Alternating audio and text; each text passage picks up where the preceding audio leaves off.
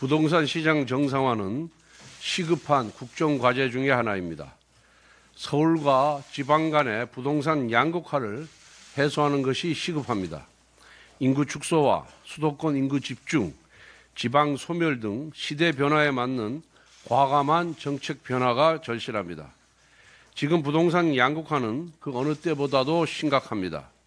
문재인 정부의 기록적인 정책 실패 때문입니다.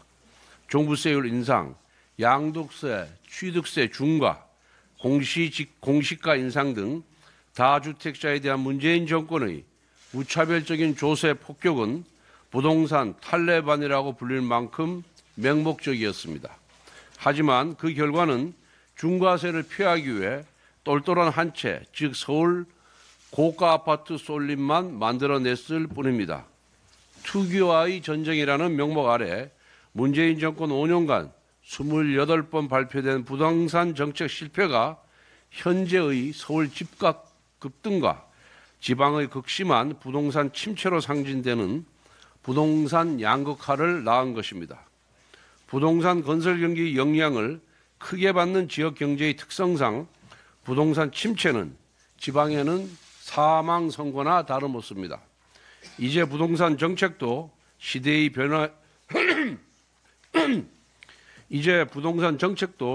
변화에 발맞춰 패러다임의 대전환이 필요한 시점입니다. 특히 부동산 세제에 대해 새로운 패러다임의 접근이 필요합니다.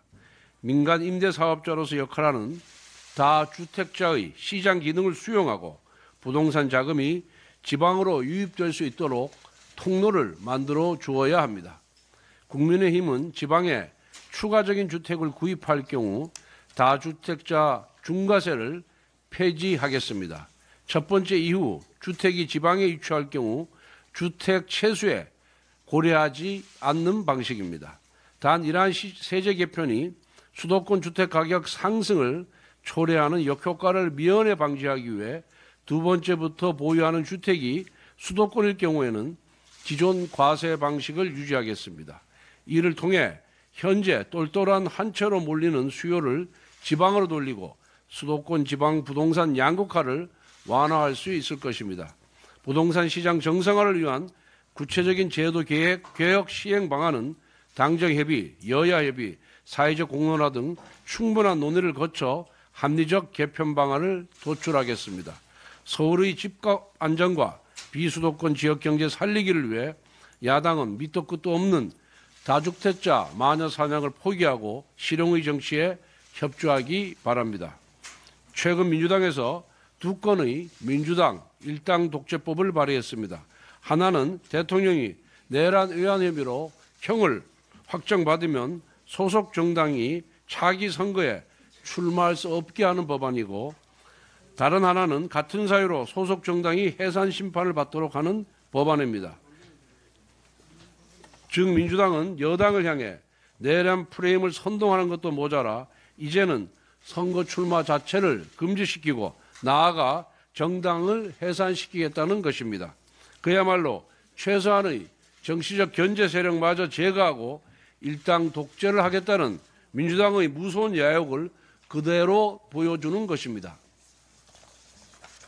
민주당은 이미 명태균 특검법 등으로 여당과 보수 세력을 무제한으로 수사하여 초토화시키겠다는 계획의 일단을 선보인 데 이어 아예 정당을 해산시켜 괴멸시키겠다는 음모를 노골적으로 드러내고 있는 것입니다. 이와 같은 발상은 한마디로 북한식 독재와 다름없습니다. 북한도 조선노동당이 일당 독재를 자행하고 있습니다.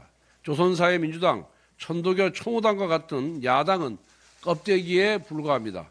민주당 역시 조선노동당과 같이 군소야당을 위성처럼 거느리는 일당 독재를 꿈꾸고 있습니다. 무엇보다 민주당이 난사하는 내란 동조 세력이라는 낙인은 정치적인 레토릭에 불과합니다.